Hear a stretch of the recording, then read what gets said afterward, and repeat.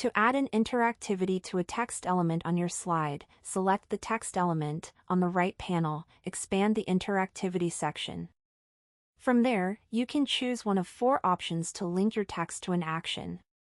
To link the text element to an external site, select Open Link in New from the drop-down and paste the full URL. Alternatively, you can choose Jump to Slide to link the text to another slide within your presentation. In the drop-down, select the destination slide. In P. Another option is Open Pop-up.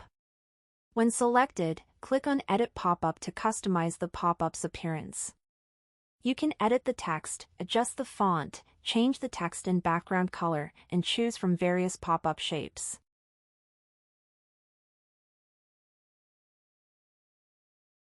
Once done, click Add Pop-up to save.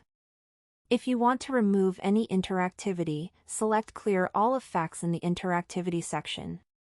This will reset the element to its default state, removing the light blue highlight and eliminating any applied interactivity.